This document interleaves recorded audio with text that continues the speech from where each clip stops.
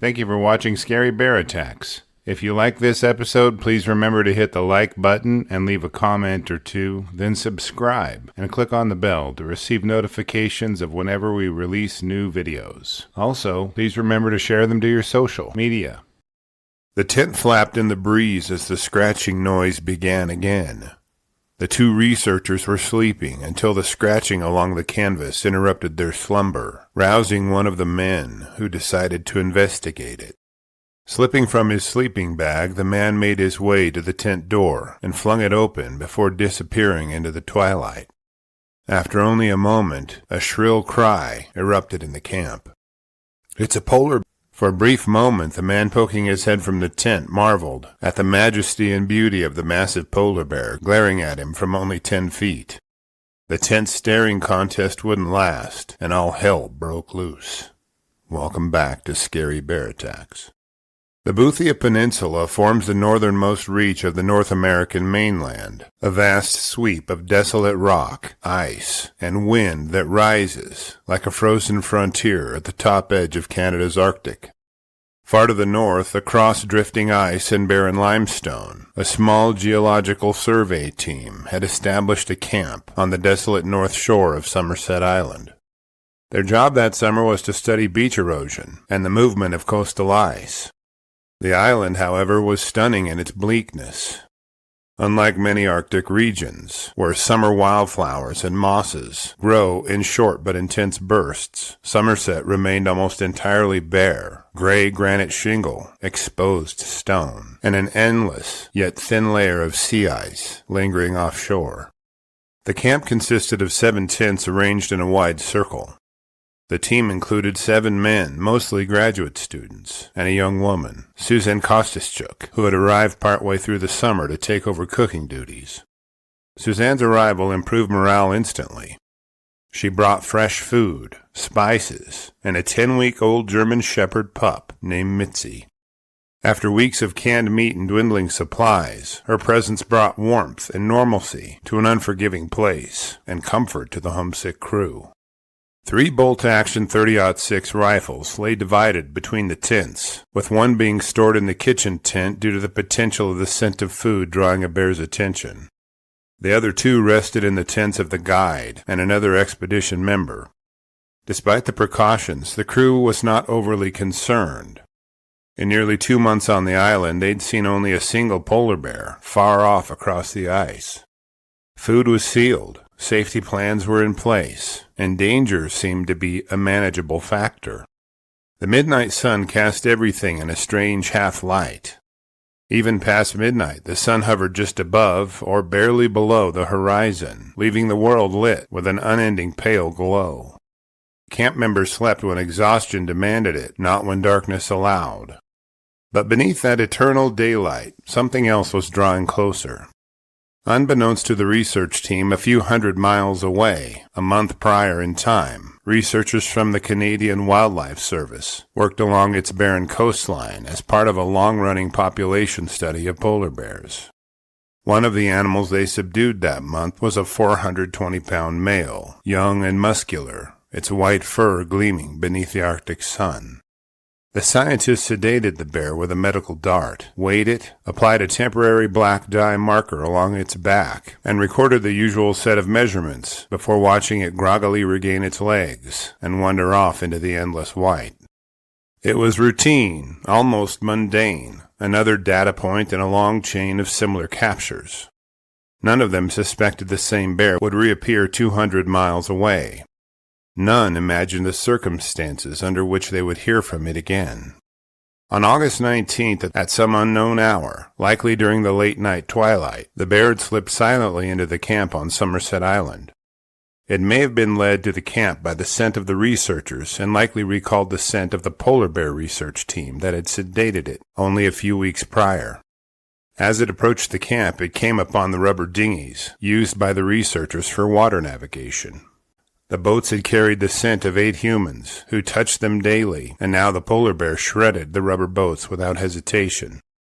Track evidence at the scene showed that the bear did so without curiosity or hesitation, as if it had recognized an enemy. Whatever ignited in the bear when it smelled that scent was now driving it toward the tents. The wind had settled into a low, steady hiss across the barren shingle of Somerset Island when the scratching started. Soft at first, then persistent. The repetitive sound of claws testing canvas. Inside the cramped sleeping tent, 23-year-old graduate student John LeGault stirred, roused by the faint vibration of fabric from beyond the tent walls. Beside him, his tent mate, Ross Cameron, shifted. "Fox again," he murmured. The Arctic fox had prowled the camp before, slipping between tents in search of scraps. In the endless twilight of the high Arctic night, foxes often wandered close, but the scratching didn't stop. Mitzi's chain rattled. A heartbeat later, the 10-week-old German Shepherd puppy erupted into wild barking, sharp, frantic, panicked. The sound was unlike anything the men had heard from her before. Ross sat up abruptly, saying, "She's never sounded like that." Then one of the canvas walls bowed inward, pressed by something heavy, far too heavy to be a fox. John felt a cold rush of dread sweep up the back of his neck. Ross moved to the tent flap. "I'll scare it off," he said, though his voice betrayed tension. He unzipped the opening and leaned out, and recoiled instantly. "It's a polar bear." Mitzi's barking cut off with a single yelp. John lunged forward and froze. 10 feet away stood a massive polar bear, the thick black dye streak across its back, a remnant of a distant research capture, gave the animal a strange, almost sinister look, as though it had been marked by something supernatural. The bear's head turned toward him with the slow, deliberate certainty of an apex predator. After the scratching, the yelping, and Ross's shout, "It's a polar bear," everything collapsed into chaos. John stepped from the tent and barely had time to draw a breath before the bear lunged. It slammed into him with a shocking weight, knocking him flat, and immediately clamped its jaws around his head. He felt himself being dragged over the gravel. Later he recalled the strange clarity that came to him. The sense that he was dying, that his parents would never know what happened, that he might survive only to be permanently disabled. He waited for the crushing bite that never came. The bear released him and turned its attention elsewhere. In the next tent, Bob Taylor and Jim Saville had woken to screams. Bob grabbed the rifle kept beside his sleeping bag, and both men ran toward the kitchen tent to retrieve the second gun. Ross had already unzipped the case and handed the rifle to Bob. In the frantic moment, Bob failed to pull the bolt far enough back to chamber a round. When he squeezed the trigger, the firing pin fell with a hollow, metallic click. The bear was already charging. It knocked Bob to the ground with a single powerful shove. Bob swung the gun stock at its head, but the bear ducked inside the blow, seized the back of his head in its jaws, and began dragging him away from the camp. Bob later remembered the scraping of teeth against bone, the helplessness, and the cold certainty that the bear was trying to kill him, the way it killed its natural prey, with repeated bites to the back of the head. When Bob tried to fight back, the bear bit deeply into his shoulder, crippling his right arm. Jim sprinted from his tent with their third rifle, this one with a round chambered, but the bear was dragging Bob, making a safe shot nearly impossible. Jim tracked the movement carefully, refusing to fire until Bob's limbs cleared the shooting lane. At last the opportunity came. Jim fired and hit the bear in the shoulder. The animal jerked violently, but remained upright. Jim immediately fired again, striking the bear in its head. The great animal collapsed. Silence reclaimed the camp. Bob was bleeding heavily from the scalp and shoulder. John's head and back were torn open by deep puncture wounds and ragged lacerations. Mitzi, the puppy, had been bitten so badly she could not be saved.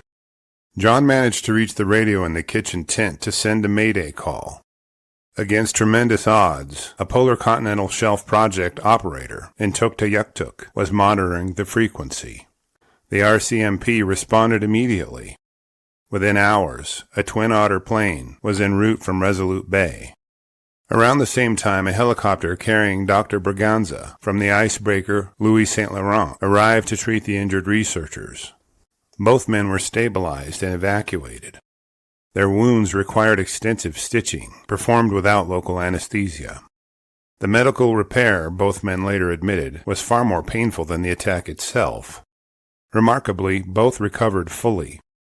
The black dye streak on the bear's back left no doubt. This was the same animal captured, sedated, and released on the Boothia Peninsula approximately a month earlier. It had traveled across sea ice and barren land, likely with minimal food, to reach their location on Somerset Island.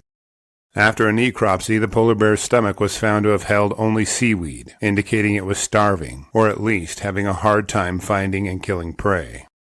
Later examination revealed that the first shot had killed the bear instantly by severing the spine at the neck.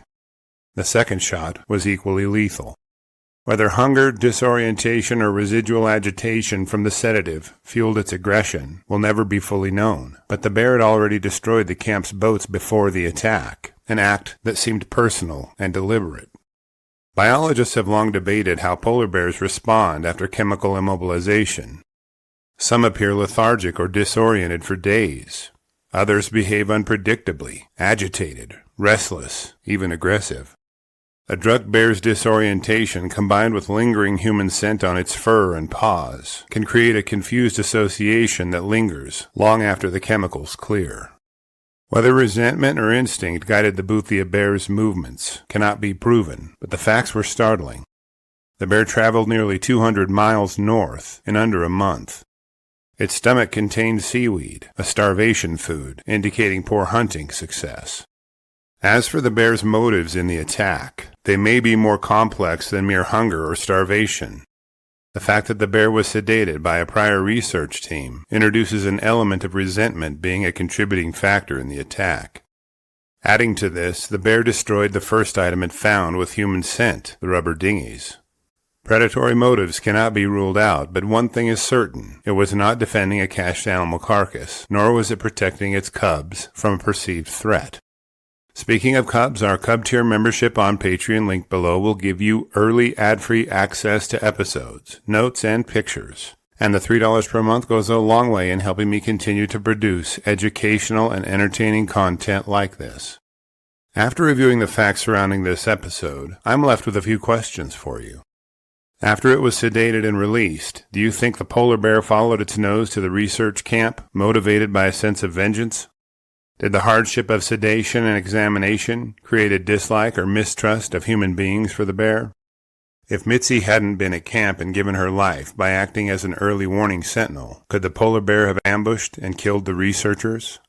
I will gladly read and respond to your thoughts, so post them in the comments section below, and let's talk about it.